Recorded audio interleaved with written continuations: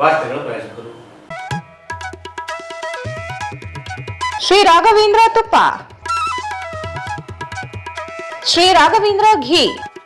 ಸಂಪರ್ಕಿಸಿ Paramount electricals, dealers in all kinds of electricals goods, fans and LED products, near Mahavir Chowk, Loharwadi, MG road, Raichur.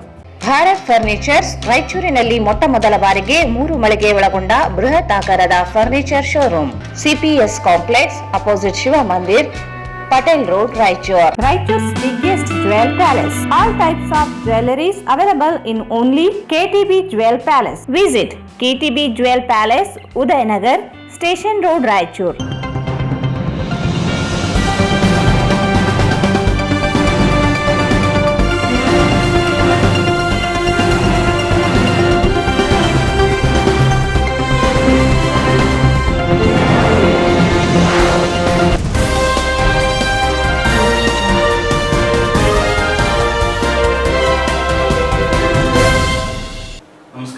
ಸ್ವಾಗತ. ಮೊದಲಿಗೆ ಮುಖ್ಯಾಂಶಗಳು. ಬೆಂಗಳೂರಿನಲ್ಲಿ ತುಂಗಭದ್ರಾ ನೀರಾವರಿ ಸಲಹಾ ಸಮಿತಿ ಸಭೆ. 2ನೇ ಬೆಳೆಗೆ ನೀರಿಲ್ಲ, ಡಿಸೆಂಬರ್ 1ರಿಂದ 10ರವರೆಗೆ ನೀರು ಹರಿಸಲು ನಿರ್ಧಾರ. ಮುಧೋಳದಲ್ಲಿ ಕಬ್ಬಿನ ಟ್ರ್ಯಾಕ್ಟರ್ಗಳಿಗೆ ಬೆಂಕಿ, ಹಿಂದೆ ಕಾರ್ಖಾನೆ ಮಾಲೀಕರ ಸಂಚು, ಚಾಮರಸ್ ಮಾಲಿಪಾಟೀಲ್ ಶಂಕೆ.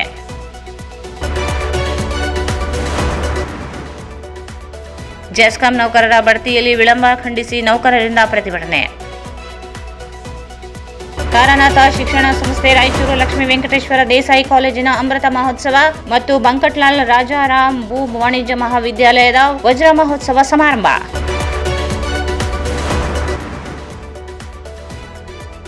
ಹತ್ತಿ ಮಿಲ್ಗೆ ಬೆಂಕಿ, ಲಕ್ಷಾಂತರ ಹಾನಿ.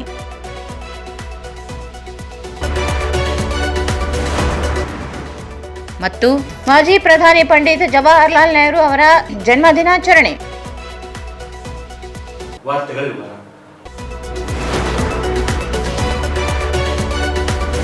ತುಂಗಭದ್ರಾ ಅಚ್ಚುಕಟ್ಟು ಪ್ರದೇಶದ ನಾಲೆಗಳಿಗೆ 2ನೇ ಬೆಳೆಗೆ ನೀರು ಹರಿಸಲು ಸಾಧ್ಯವಿಲ್ಲ.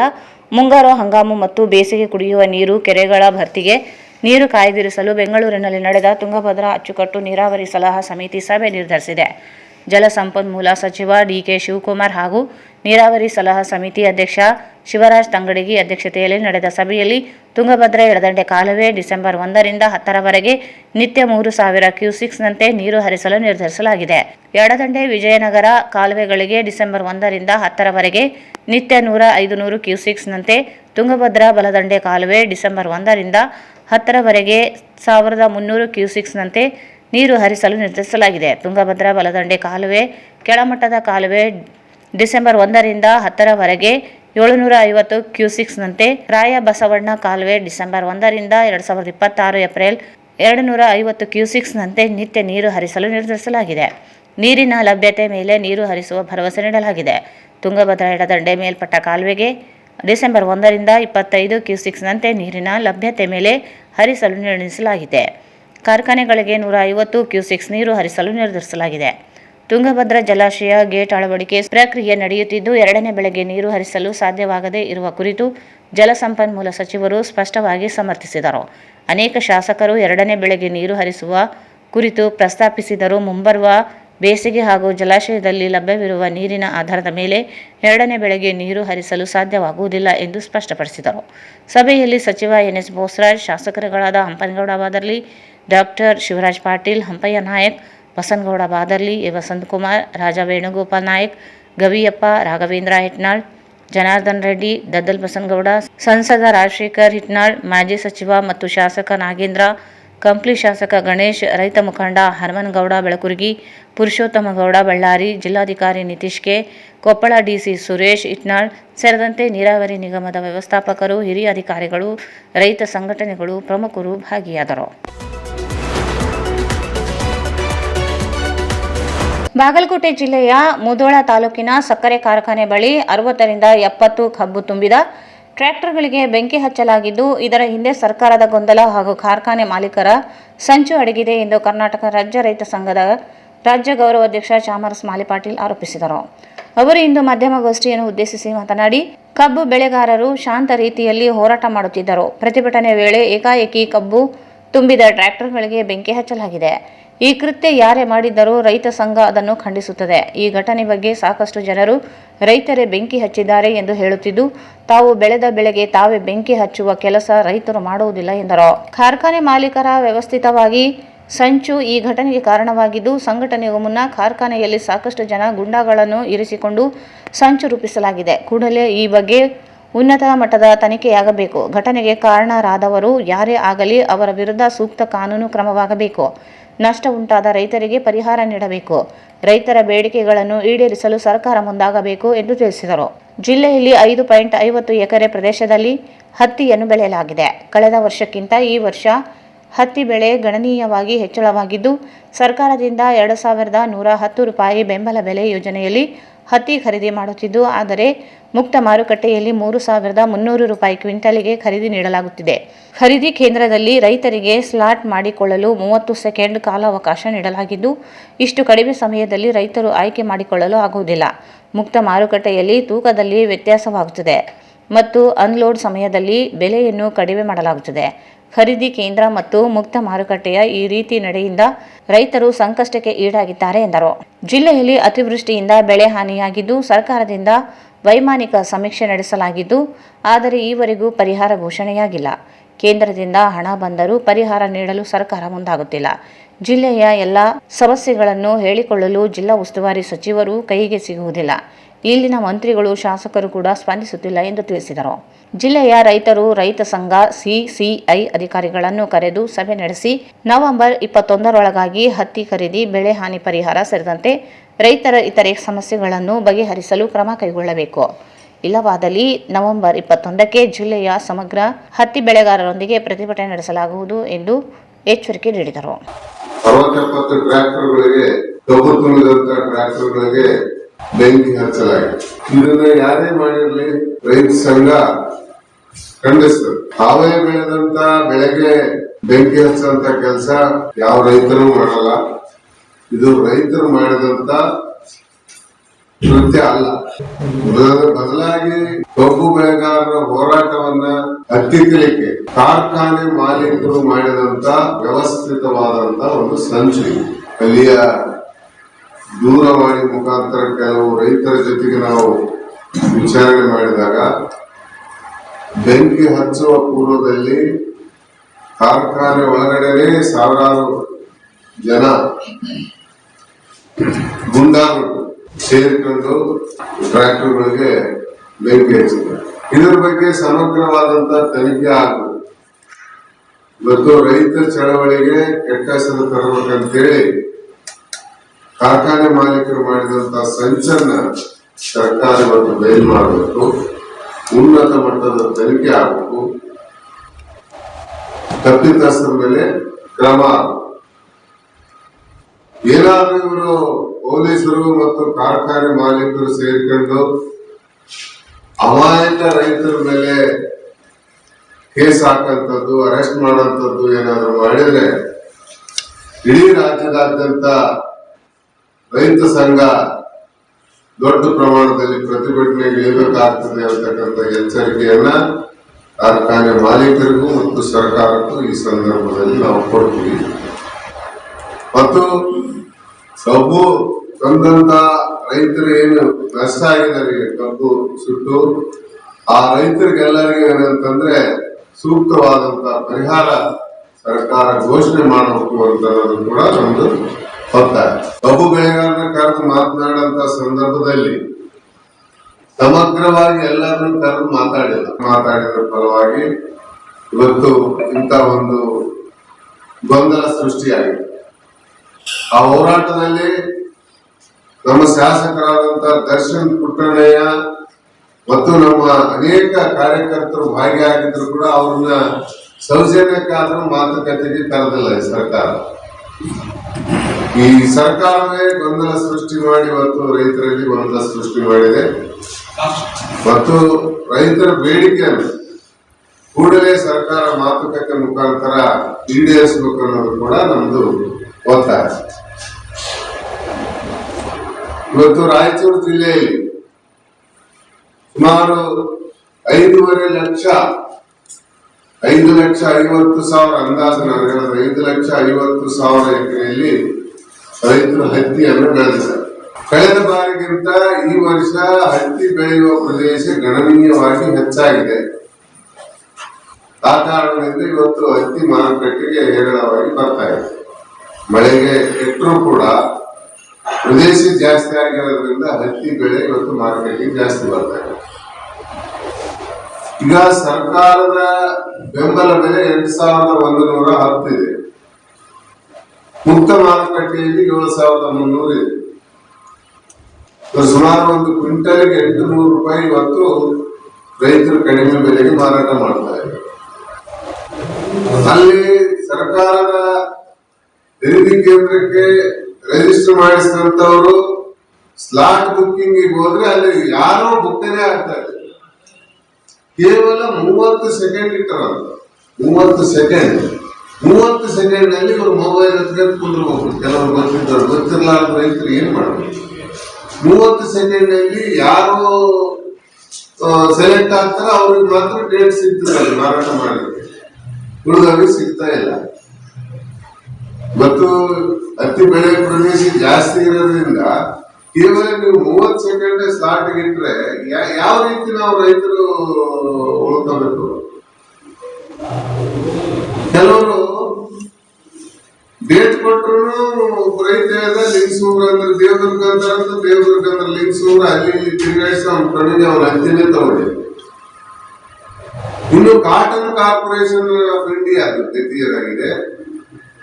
ಅಲ್ಲಿ ಒಂದು 40-50 ಗಾಡಿ ಹೋದ್ರೆ ಕೇವಲ ಒಂದು 4-5 ಗಾಡಿಗಳು ಮಾತ್ರ ಅವನು ಸೆಲೆಕ್ಟ್ ಮಾಡ್ತಾನೆ. ಏನಿದ್ರಿಂದ ಇರತಕ್ಕಂತ ಹುನ್ನಾರ ಈ ಹತ್ತಿ ಮಿಲ್ ಮಾಲೀಕರ ಜೊತೆಗೆ ಇವರೆಲ್ಲರೂ ಶಾಮೀಲಾಗಿದ್ದಾರೆ. ಈ ಸಂದರ್ಭದಲ್ಲಿ ಜಿಲ್ಲಾಧ್ಯಕ್ಷ ಪ್ರಭಾಕರ್ ಪಾಟೀಲ್ ಇಂಗುದಾಳ, ಉದಯಸ್ವಾಮಿ, ದೇವರಾಜ್ ನಾಯಕ್ ಸೇರಿದಂತೆ ಇತರರಿದ್ದರು.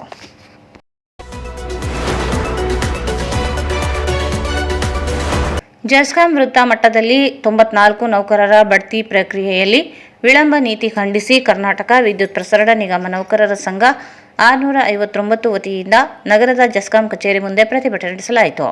ರಾಯಚೂರಿನಲ್ಲಿ 94 ನೌಕರರಿಗೆ ತಾತ್ಕಾಲಿಕ ಜ್ಯೇಷ್ಠತಾ ಪಟ್ಟಿ ಪ್ರಕಟಣೆಗೊಂಡು ಆಕ್ಷೇಪಣೆ ಸಲ್ಲಿಸಲು ನೀಡಿರುವ ಅವಧಿ ಮುಕ್ತಾಯಗೊಂಡಿದ್ದರೂ ಇಲ್ಲಿಯವರೆಗೂ ಅಂತಿಮ ಜ್ಯೇಷ್ಠತಾ ಪಟ್ಟಿ ಹೊರಡಿಸದೆ ಮತ್ತು ಕೆಳ ಹಂತದ ನೌಕರರ ಬಡ್ತಿಯಲ್ಲಿ ವಿಳಂಬ ಧೋರಣೆಯನ್ನು ಖಂಡಿಸಿದರು. 94 ನೌಕರರ ಬಡ್ತಿಯ ಪ್ರಕ್ರಿಯೆಯನ್ನು 7 ದಿನಗಳ ಒಳಗಾಗಿ ಅಂತಿಮ ಜ್ಯೇಷ್ಠತಾ ಪಟ್ಟಿ ಪ್ರಕಟಣೆ ಮತ್ತು ಬಡ್ತಿ ಪ್ರಕ್ರಿಯೆ ಮಾಡಬೇಕು. 12B ಅಡಿಯಲ್ಲಿ ಕಿರಿಯ ಅಭಿಯಂತರರು ವಿ ಹುದ್ದೆಗೆ ಬಡ್ತಿ ನೀಡಬೇಕು. TLM ನೌಕರರ ಬಡ್ತಿ ನೀಡಬೇಕು. ಲೈನ್ ಮೆಕ್ಯಾನಿಕ್ ದರ್ಜೆ 1 ಮತ್ತು 2, ಸ್ಟೇಷನ್ ಮೆಕ್ಯಾನಿಕ್ ದರ್ಜೆ 2 ಮತ್ತು 1, ಲೈನ್ ಮ್ಯಾನ್ ಮತ್ತು ಸಹಾಯಕ ಲೈನ್ ಮ್ಯಾನ್ ಹುದ್ದೆಗಳ ಬಡ್ತಿ ನೀಡಬೇಕು. ಪವರ್ ಮ್ಯಾನ್, ಕಿರಿಯ ಪವರ್ ಮ್ಯಾನ್ ಹುದ್ದೆಗಳ ಬಡ್ತಿ ನೀಡಬೇಕು. ವೃತ್ತ ಮಟ್ಟದಲ್ಲಿ ಬಾಕಿ ಇರುವ ಹುದ್ದೆಗಳು ಬಡ್ತಿ ನೀಡಬೇಕು. ಪ್ರಧಾನ ವ್ಯವಸ್ಥಾಪಕ ನಿಗಮ ಕಚೇರಿ ಕಲಬುರಗಿಯಲ್ಲಿ ಬಡ್ತಿ ನೀಡಬೇಕಾದ ಹುದ್ದೆಗಳಿಗೆ ಬಡ್ತಿ ನೀಡಬೇಕು ಎಂದು ಒತ್ತಾಯಿಸಿದರು.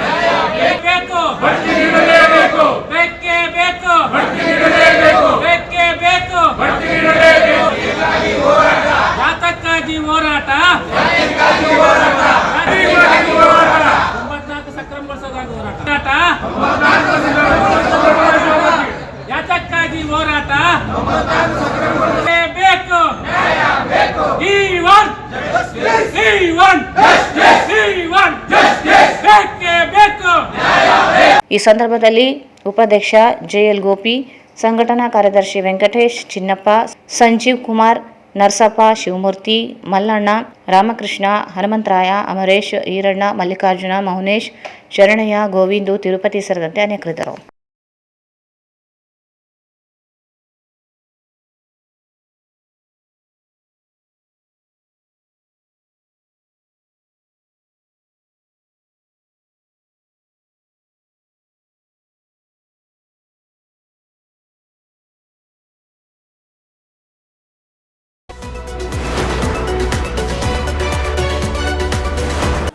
ಈಗ ಜಾಹೀರಾತು. ಭಾರತ್ ಫರ್ನಿಚರ್ಸ್ ರಾಯಚೂರಿನಲ್ಲಿ ಮೊಟ್ಟ ಮೊದಲ ಬಾರಿಗೆ 3 ಮಳಿಗೆ ಒಳಗೊಂಡ ಬೃಹತ್ ಆಕಾರದ furniture showroom. We have a office house, old and all types of furnitures.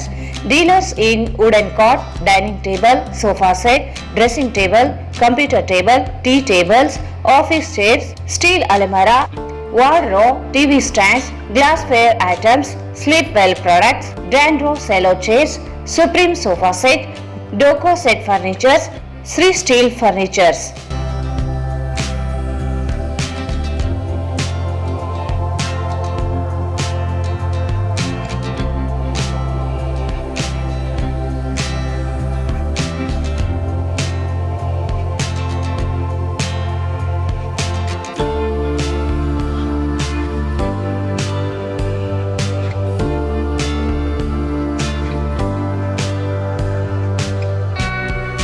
For more details, contact Bharat Furnitures, CPS Complex, opposite Shiva Mandir, Patel Road, Raichur. Mobile 9880024095. Raichur's biggest jewel palace. All types of jewelries available in only KTB Jewel Palace. 916 Allmark Gold Jewelries available. ವಿಶೇಷವಾಗಿ ಬಂಗಾರದ ಆಭರಣಗಳಾದ ನಮ್ಮಲ್ಲಿ fancy earrings, fancy necklace, ಮಾಂಗಲ್ಯ ಮತ್ತು ಬಳೆಗಳು, ಇನ್ನು ಅನೇಕ ತರಹದ ಆಭರಣಗಳು ದೊರೆಯುತ್ತವೆ. ಬೆಳ್ಳಿಯ ಆಭರಣಗಳಾದ ಕಾಲುಂಗುರ, ಕಾಲುಗೆಜೆ, ಬೆಳ್ಳಿಯ ಪೂಜಾ ಐಟಮ್ಸ್, ವಿವಿಧ ರೀತಿಯ ಆರ್ಟಿಕಲ್ಸ್ ದೊರೆಯುತ್ತವೆ. ರಾಯಚೂರಿನಲ್ಲಿ ಮೊಟ್ಟ ಮೊದಲ ಬಾರಿಗೆ ಯುವಕರಿಗಾಗಿಯೇ ಬ್ರಾಸ್ಲೆಟ್ಸ್, ಚೈನ್ಸ್, ಉಂಗುರಗಳು, ಇನ್ನು ಅನೇಕ ರೀತಿಯ ಡಿಸೈನ್ಸ್ ಆಭರಣಗಳು ದೊರೆಯುತ್ತವೆ.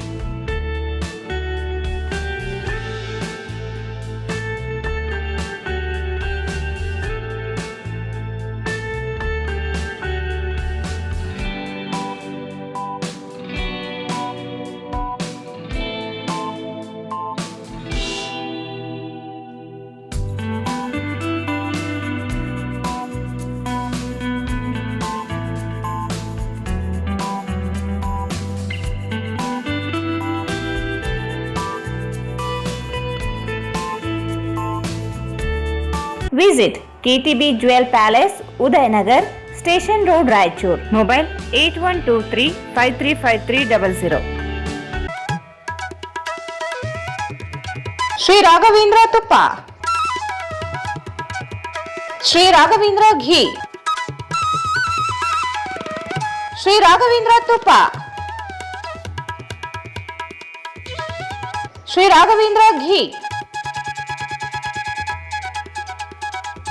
Paramount Electricals, dealers in all kinds of electrical goods, fans and LED products. ಈಗ ನಿಮ್ಮ ರಾಯಚೂರು ಮಹಾನಗರ ಪಾಲಿಕೆಯಲ್ಲಿ ಮೊಟ್ಟ ಮೊದಲ ಬಾರಿಗೆ 2000 ಚದುರ ಅಡಿಯ 2 ಮಳಿಗೆಗಳುಳ್ಳ ಬೃಹದಾಕಾರದ ಪ್ಯಾರಾಮೌಂಟ್ ಎಲೆಕ್ಟ್ರಿಕಲ್ಸ್ ಶೋರೂಮ್ ತೆರೆಯಲಾಗಿದೆ. ರಾಯಚೂರು ಜಿಲ್ಲೆಯ ಜನತೆ, ಎಲೆಕ್ಟ್ರಿಷಿಯನ್ಸ್, ಎಲೆಕ್ಟ್ರಿಕಲ್ಸ್ ಇಂಜಿನಿಯರ್ಸ್ ದೂರದ ಊರುಗಳಾದ ಬೆಂಗಳೂರು, ಹೈದರಾಬಾದ್ಗಳಿಗೆ ಹೋಗದೆ ಈಗ ನಮ್ಮ ರಾಯಚೂರಿನಲ್ಲಿ ಮ್ಯಾನುಫ್ಯಾಕ್ಚರಿಂಗ್ ದರದಲ್ಲಿ ಎಲ್ಲಾ ತರಹದ ಎಲೆಕ್ಟ್ರಿಕಲ್ಸ್ ಗೂಡ್ಸ್ ಗಳು ದೊರೆಯುತ್ತವೆ.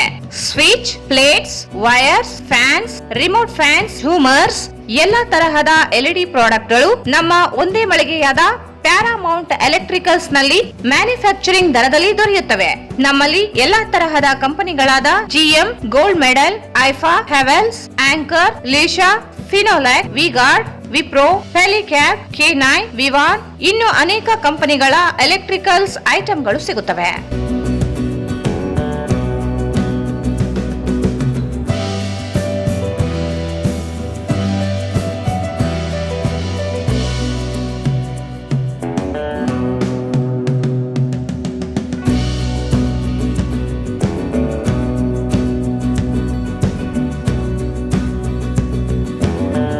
ಸಂಪರ್ಕಿಸಿ Paramount electricals, Dealers in all kinds of electricals, goods, fans and LED products. Near Mahavir Chowk, Loharwadi, MG Road, Raichur. Mobile 8861382770. ಮತ್ತೊಮ್ಮೆ ವಾರ್ತೆಗಳಿಗೆ ಸ್ವಾಗತ. ನಗರದ ಲಕ್ಷ್ಮೀ ವೆಂಕಟೇಶ್ವರ ದೇಸಾಯಿ ಕಾಲೇಜಿನ ಕ್ರೀಡಾಂಗಣದಲ್ಲಿ ತಾರಾನಾಥ ಶಿಕ್ಷಣ ಸಂಸ್ಥೆ ರಾಯಚೂರು, ಲಕ್ಷ್ಮೀ ವೆಂಕಟೇಶ್ವರ ದೇಸಾಯಿ ಕಾಲೇಜಿನ ಅಮೃತ ಮಹೋತ್ಸವ ಮತ್ತು ಬಂಕಟ್ಲಾಲ್ ರಾಜ ರಾಮ್ ಭೂ ವಾಣಿಜ್ಯ ಮಹಾವಿದ್ಯಾಲಯದ ವಜ್ರ ಮಹೋತ್ಸವ ಸಮಾರಂಭ ಜರುಗಿತು. ಪರಮ ಪೂಜ್ಯ ಶ್ರೀ ನಿರ್ಭಯಾನಂದ ಸರಸ್ವತಿ ಅಧ್ಯಕ್ಷರು ರಾಮಕೃಷ್ಣ ಆಶ್ರಮ ವಿಜಯಪುರ ಗದಗ್ ಕಾರ್ಯಕ್ರಮದ ದಿವ್ಯ ಸಾನ್ನಿಧ್ಯವನ್ನು ವಹಿಸಿದರು. ಪಾರಸ್ ಮಲ್ಸುಕಾಣಿ ಅಧ್ಯಕ್ಷರು ತಾರಾನಾಥ ಶಿಕ್ಷಣ ಸಂಸ್ಥೆ ರಾಯಚೂರು ಅಧ್ಯಕ್ಷತೆಯನ್ನು ವಹಿಸಿದರು. ಮುಖ್ಯ ಅತಿಥಿಗಳಾಗಿ ಭಾರತೀಯ ವಿಜ್ಞಾನ ಸಂಸ್ಥೆ ಬೆಂಗಳೂರಿನ ಹೆಸರಾಂತ ವಿಜ್ಞಾನಿಗಳಾದ ಅರವಿಂದ್ ಘೋಷ್, ಮಹಾನಗರ ಪಾಲಿಕೆಯ ಮಹಾಪೌರರಾದ ಶ್ರೀಮತಿ ನರಸಮ್ಮ ನರಸಿಂಹಲು ಮಾಡ್ಗೇರಿ, ಪಂಡಿತ್ ತಾರಾನಾಥ ಅವರ ಭಾವಚಿತ್ರಕ್ಕೆ ಪುಷ್ಪ ನಮನ ಸಲ್ಲಿಸಿ ಜ್ಯೋತಿ ಬೆಳಗಿಸುವ ಮೂಲಕ ಕಾರ್ಯಕ್ರಮಕ್ಕೆ ಚಾಲನೆ ನೀಡಿದರು. Science from a merchant solving a practical problem, business problem. A legislator framing a constructive bill on the floor of the legislature. From a lawyer sifting evidence in the court hall. You can have a good lesson in science from even these people. ನಾನು ಯಾವಾಗಲೂ ಹೇಳ್ತಾ ಇರ್ತೇನೆ, ಕೆಲವರು ಹುಡುಗಿರಿ ವಿಶೇಷವಾಗಿ, ನೀನು ಸಾಂಬಾರ್ ಮಾಡುವಾಗ ಮೊದಲೇ ಉಪ್ಪು ಹಾಕದೆ, ಟೀ ಮಾಡುವಾಗ ಮೊದಲೇ ಸಕ್ಕರೆ ಹಾಕದೆ, ನಿನ್ನ ಕೆಮಿಸ್ಟ್ರಿನ 0 ಮಾರ್ಕ್ಸ್ ಕೊಡ್ತೀನಿ ನಾನು. ಎಷ್ಟು ಜನ ಟೀ ಮಾಡುವಾಗ ಮೊದಲೇ ಸಕ್ಕರೆ ಹಾಕಲ್ಲ? ಸಕ್ಕರೆ ಹಾಕಬೇಕಾದ್ದು ಲಾಸ್ಟ್ಗೆ. ಯಾಕೆ? Boiling point of a solution is more than that of solvent. You are violating the law in chemistry. ಕೆಮಿಸ್ಟ್ರಿದಲ್ಲಿ ಗೋಲ್ಡ್ ಮೆಡಲ್ ತೊಗೊಂಡಿರ್ತಾಳೆ, ಟೀ ಮಾಡಮ್ಮ ಅಂದ್ರೆ ಮೊದಲೇ ಸಕ್ಕರೆ ಹಾಕ್ತಾಳೆ. ಎಲ್ಲಿ ಹೋಯ್ತು ನಿಮ್ಮ ಸೈನ್ಸು? ಹೋಯ್ತು, ಪಾತಾಳದಲ್ಲಿ ಬಿತ್ತು ನಿಮ್ಮ ಸೈನ್ಸ್. ಇಂಥ ಸೈನ್ಸ್ ಸ್ಟೂಡೆಂಟ್ಸ್ ನಮ್ಮಲ್ಲಿ ಇಂಥವ್ರು, because you have information and you don't have knowledge. ಇಂಥ ವಿಚಾರಗಳನ್ನೆಲ್ಲ ಚರ್ಚೆ ಮಾಡಬೇಕು ಇಂಥ ಸಂದರ್ಭಗಳಲ್ಲಿ. ಎತ್ತ ಸಾಗುತ್ತಿದೆ ವೈದರ್ ಸೈನ್ಸ್. ಸೈನ್ಸ್ ಎಲ್ಲಿ ಹೋಗ್ತೇವೆ? What is science? Science is an intellectual attitude. It is not a book, it is not a subject to study. ಎಲ್ಲಿದೆ ನಿಮ್ಗೆ ಆ ಇಂಟೆಲೆಕ್ಚುಯಲ್ ಆಟಿಟ್ಯೂಡು? ಗಾಳಿ ಈ ಕಡೆಯಿಂದ ಬೀಸ್ತಾ ಇರುತ್ತೆ, ಕಸ ಈ ಕಡೆ ಹೊಡಿತಾ ಇರ್ತೀರಿ. ಸೈನ್ಸ್ ಇದೆಯಾ ಅದು? Is there science? ಈಗ ಸೈನ್ಸ್ ಅನ್ನು ಕರೆಕ್ಟ್ ಆಗಿ ಅಳವಡಿಸ್ಕೊಂಡಿದ್ದಾದರೆ, ಮ್ಯಾಥಮ್ಯಾಟಿಕ್ಸ್ ಅನ್ನು ಹೇಗೆ ಪಾಠ ಮಾಡೋದು ಅಂತ ಮ್ಯಾಥಮ್ಯಾಟಿಕ್ಸ್ ಟೀಚರ್ ಸೈಂಟಿಫಿಕ್ ಆಗಿ ಯೋಚನೆ ಮಾಡಿದ್ದೆ ಆದರೆ, ನೆನಪಿಟ್ಕೊಳ್ಳಿ, ಒಬ್ಬನೇ ಒಬ್ಬ ದಡ್ಡ ಹುಡುಗ ಎಲ್ಲೂ ಸಿಗೋದಿಲ್ಲ ನಿಮಗೆ. ದಡ್ಡ ಹುಡುಗರು ಇಂಡಿಯಾದಲ್ಲಿ ಇದ್ದಾರೆ. ಮತ್ತೊಮ್ಮೆ ಇದು ಇನ್ನೊಂದು ಪ್ರಾಬ್ಲಮ್, ಅದ್ಭುತವಾದ ವಿಷಯ. ಇಂಡಿಯಾ ದೇಶದಲ್ಲಿ ದಡ್ಡ ಹುಡುಗ ಹುಟ್ಟುವುದಕ್ಕೆ ಸಾಧ್ಯವಿಲ್ಲ. ಅಮೆರಿಕದ ಯಾವ ಶಾಲೆಗೆ ಹೋಗಿ ನೋಡಿ, 10 ರ್ಯಾಂಕಲ್ಲಿ 7 ರ್ಯಾಂಕ್ 8 ರ್ಯಾಂಕ್ ಇಂಡಿಯನ್ ಸ್ಟೂಡೆಂಟ್ಸ್. ಭಗವಂತ ಅವರಿಗೆ 120 ವರ್ಷ ಆಯುಷ್ಯ ಕೊಡಬೇಕು. ನನಗನ್ಸಿದ ಮಟ್ಟಿಗೆ ಅವರ ಭಾಷೆಯಲ್ಲಿ ಪಾರಸ್ಮಲ್ ಅಂದ್ರೆ ಸ್ಪರ್ಶಮಣಿ ಅಂತ. ರೈಟ್ ಪವನ್? ಸ್ಪರ್ಶಮಣಿ ಅಂತಂದ್ರೆ ಅದೊಂದು ರೀತಿಯ ಮಣಿ. ಯಾವುದಾದ್ರೂ ಲೋಹವನ್ನು ಅದು ಟಚ್ ಮಾಡಿಬಿಟ್ರೆ ಆ ಮೆಟಲ್ಲು ಗೋಲ್ಡ್ ಆಗಿಬಿಡುತ್ತೆ.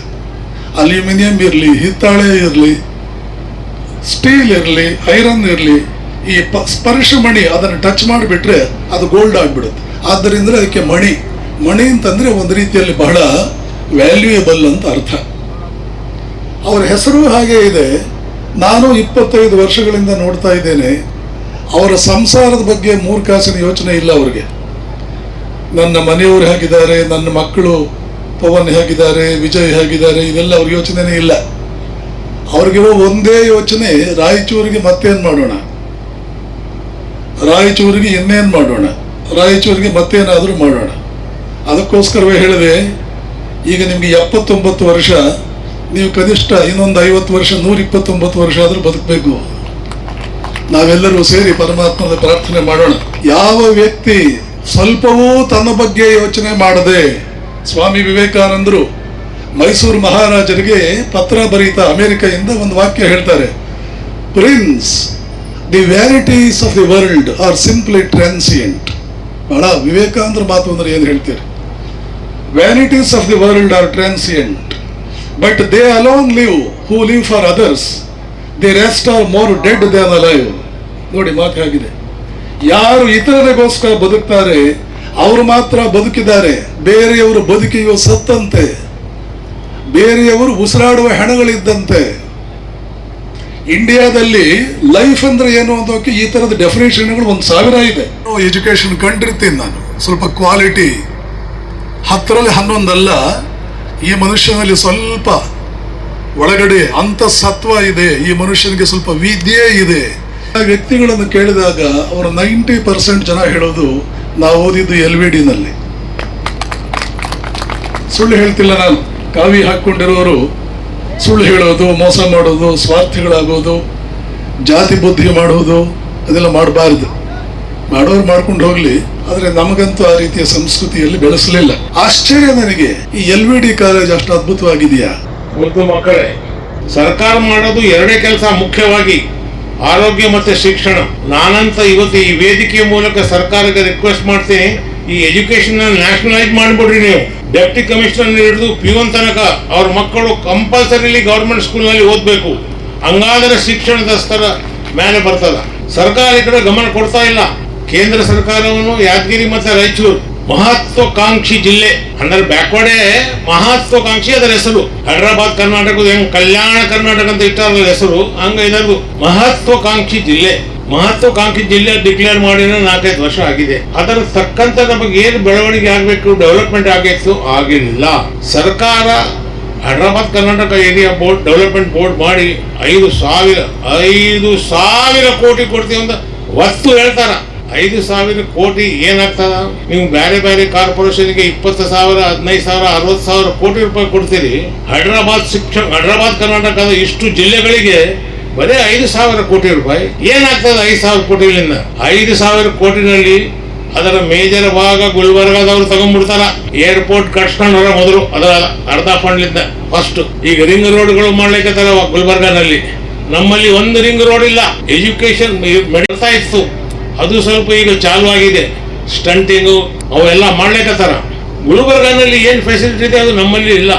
ಶಿಕ್ಷಕ ಬಂಧುಗಳು ತಾವು ESI ಕಟ್ತೀವಿ ನಾವು ನಿಮ್ಮ ಸಲುವಾಗಿ, ಎಂಪ್ಲಾಯೀಸ್ ಸ್ಟೇಟ್ ಇನ್ಶೂರೆನ್ಸ್. ಆದರೆ ಅದರ ಲಾಭ ನಿಮಗೆ ಏನ್ ಸಿಕ್ಕ್ಯಾರ? ಒಂದು ಆಸ್ಪತ್ರೆ ಇಲ್ಲ ಇಲ್ಲಿ.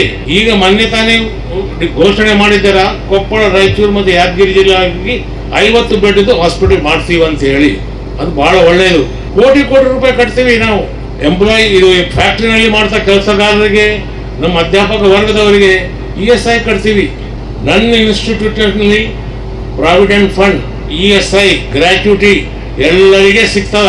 ಯಾರಿಗೆ ಸಿಗಂಗಿಲ್ಲ ಅಂತ ಇಲ್ಲ, ಎಲ್ಲರಿಗೆ ಕೊಡ್ತೀವಿ ನಾವು. ಎಷ್ಟೋ ಕಷ್ಟ ಇದ್ದರೆ ನಾವು ಎಂಪ್ಲಾಯಿದು ಸುಖ ಫಸ್ಟ್ ನೋಡ್ತಾ ಇದ್ದೀವಿ. ನಾವು ಲಾಸ್ಟ್ನಾಗ ನಡ್ಲಿಕ್ಕತ್ತಿದ್ದೀವಿ ತಾರಾನ ಶಿಕ್ಷಣ ಸಂಸ್ಥೆನ. ಆದರೂ ಯಾವ ತರದ ಕೊರತೆ ನಾವು ಮಾಡಿಲ್ಲ. ಇನ್ಫ್ರಾಸ್ಟ್ರಕ್ಚರ್ ತಾವು ಹೋಗಿ ನೋಡ್ಬೋದು. BRBಗೆ ಹೋಗ್ರಿ, LVD ಕಾಲೇಜ್ ಹೋಗಿ ನೋಡ್ರಿ, ಯಾವ ತರದ ಇನ್ಫ್ರಾಸ್ಟ್ರಕ್ಚರ್ ಕಡಿಮೆ ಇಲ್ಲ. 105 ವರ್ಷ ಆಗಿದೆ. ಅದಕ್ಕೆ ಸುಸಜ್ಜಿತವಾದ ಕಟ್ಟಡನ ಕೊಟ್ಟೇನೆ. ಸುಸಜ್ಜಿತವಾದ ಕಂಪ್ಯೂಟರ್ ಲ್ಯಾಬ್ ಇದೆ ಅಲ್ಲಿ, ಅಟಲ್ ಟಿಂಕರಿಂಗ್ ಲ್ಯಾಬ್ ಇದೆ, ಹೊಸ ಫರ್ನಿಚರ್ ಇದೆ, ಹೊಸ ಲೈಬ್ರರಿ ಇದೆ, ತಣ್ಣ ನೀರು ಕುಡಿಯೋ ಮಷಿನ್ಗಳು ಹಾಕಿನಿ 3. ಎಲ್ಲ ಯಾವ ಶಾಲೆಗೆ ನೀವು ಕಂಪೇರ್ ಮಾಡ್ಬೋದು. ಹಮ್ದರ್ದ ಸ್ಕೂಲ್ನ ಬಡವರ ಶಾಲೆ ಅದು. ಮೊದಲಿಂದ 120ರಿಂದ ಅದು ಬಡವರ ಶಾಲೆ ಅಂತ ಹೆಸರು. ಆದರೆ ಯಾವ ಥರದ ಕೊರತೆ ಅವರಿಗೆ ಮಾಡಿಲ್ಲ ನಾನು. ಈ ಸಂದರ್ಭದಲ್ಲಿ ಉಪಮಹಾಪೌರರಾದ ಡಾಕ್ಟರ್ ಸಾಜಿದ್ ಸಮೀರ್ ಹಾಗೂ ತಾರಾನಾಥ ಶಿಕ್ಷಣ ಸಂಸ್ಥೆಯ ಆಡಳಿತ ಪದಾಧಿಕಾರಿಗಳು ವೇದಿಕೆ ಮೇಲೆ ಉಪಸ್ಥಿತರಿದ್ದರು. ವಿದ್ಯಾರ್ಥಿನಿಯರು, ಶಿಕ್ಷಕೇತರರು, ಉಪನ್ಯಾಸಕರು, ಸಿಬ್ಬಂದಿ ವರ್ಗ ಇದ್ದರು.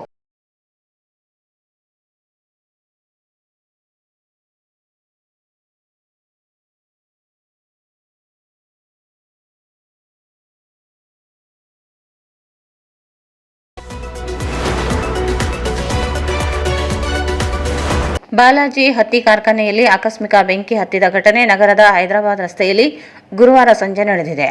ಬೆಲ್ಲಂ ಜೈಪಾಲ ಅವರ ಮಾಲೀಕತ್ವದ ಬಾಲಾಜಿ ಅಂಡ್ ಸನ್ಸ್ ಹತ್ತಿ ಕಾರ್ಖಾನೆಯಲ್ಲಿ 12,000 ಕ್ವಿಂಟಲ್ ಹತ್ತಿ ಶೇಖರಣೆ ಮಾಡಿದ್ದು 700 ಕ್ವಿಂಟಲ್ಗೂ ಅಧಿಕ ಹತ್ತಿ ಬೆಂಕಿಗೆ ಸುಟ್ಟು ಹೋಗಿದೆ. ಸ್ಥಳಕ್ಕೆ ಅಗ್ನಿಶಾಮಕ ದಳ ಸಿಬ್ಬಂದಿಗಳು ತೆರಳಿ ಬೆಂಕಿಯನ್ನು ನಂದಿಸಿದ್ದಾರೆ. ಗುರುವಾರ ಸಂಜೆ ಬಾಲಾಜಿ ಅಂಡ್ ಸನ್ಸ್ ಹತ್ತಿ ಕಾರ್ಖಾನೆಯಲ್ಲಿ ಆಕಸ್ಮಿಕವಾಗಿ ಬೆಂಕಿ ತಗುಲಿದೆ. ಸ್ಥಳದಲ್ಲಿ ಇದ್ದ ಕಾರ್ಮಿಕರು ಅಗ್ನಿಶಾಮಕ ಠಾಣೆಗೆ ಮಾಹಿತಿ ನೀಡಿದ್ದು ಸ್ಥಳಕ್ಕೆ ಆಗಮಿಸಿದ ಸಿಬ್ಬಂದಿಗಳು ಬೆಂಕಿಯನ್ನು ನಂದಿಸಿದರು. ಅಷ್ಟರೊಳಗಾಗಿ ಸಂಗ್ರಹವಿದ್ದ 12,000 ಕ್ವಿಂಟಲ್ ಹತ್ತಿ, ಸುಮಾರು 700 ಕ್ವಿಂಟಲ್ ಹತ್ತಿ ಬೆಂಕಿ ಕೆನ್ನಾಲಿಗೆಗೆ ತುತ್ತಾಗಿದೆ. ಬೆಂಕಿಯನ್ನು ನಂದಿಸಲು ಅಗ್ನಿಶಾಮಕ ದಳ ಸಿಬ್ಬಂದಿಗಳು ಹರಸಾಹಸ ಪಟ್ಟರು. ಉಳಿದ ಹತ್ತಿಯನ್ನು ರಕ್ಷಣೆ ಮಾಡಲಾಯಿತು. ಲಕ್ಷಾಂತರ ಮೌಲ್ಯದ ಹತ್ತಿ ಸುಟ್ಟು ಹೋಗಿದೆ ಎಂದು ಅಂದಾಜಿಸಲಾಗಿದೆ. ಈ ಕುರಿತು ಮಾರ್ಕೆಟ್ ಯಾರ್ಡ್ ಪೊಲೀಸ್ ಠಾಣೆಯಲ್ಲಿ ಪ್ರಕರಣ ದಾಖಲಾಗಿದೆ.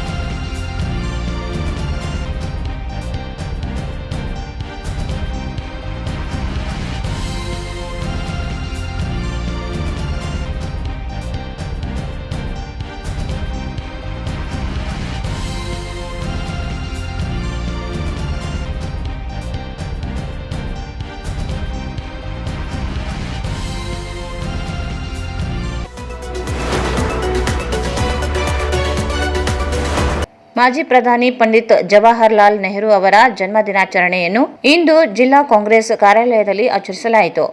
ಪಕ್ಷದ ಮುಖಂಡರುಗಳು, ಕಾರ್ಯಕರ್ತರು ಮಾಜಿ ಪ್ರಧಾನಿ ಪಂಡಿತ್ ಜವಾಹರ್ಲಾಲ್ ನೆಹರು ಅವರ ಭಾವಚಿತ್ರಕ್ಕೆ ಮಾಲಾರ್ಪಣೆ ಮಾಡಿ ಗೌರವ ಸೂಚಿಸಲಾಯಿತು.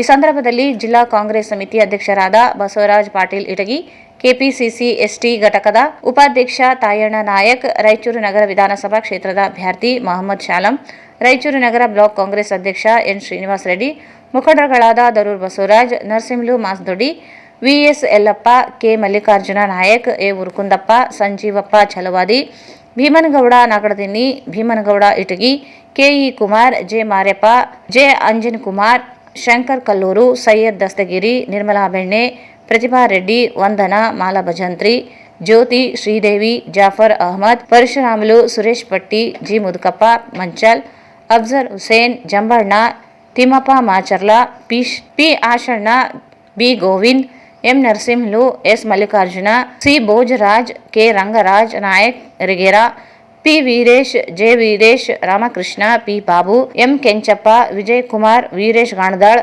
ಶ್ಯಾಮ್ ಸುಂದರ್, ಸಯ್ಯದ್ ಶಂಶುದ್ದೀನ್, ಶಂಶಾವಲಿ ಪೋದ್ಗಲ್, ಈರಣ್ಣ, ವೀರೇಶ್ ಮ್ಯಾದರ್, ರಾಘವೇಂದ್ರ, ಬಾಬಾ, ಅಬ್ದುಲ್ ಗನಿ, ಚಂದ್ರಶೇಖರ್, ಸಯ್ಯದ್ ಜಾಗೀರ್, ತಾಜುದ್ದೀನ್, ವೆಂಕಟೇಶ್ ಮಂಚಲಾಪುರ, ಗಿರಿಯಪ್ಪ ನೆಲಹಾಳ್ ಸೇರಿದಂತೆ ಇತರರು ಇದ್ದರು. ಕೊನೆಯಲ್ಲಿ ಮತ್ತೊಮ್ಮೆ ಮುಖ್ಯಾಂಶ.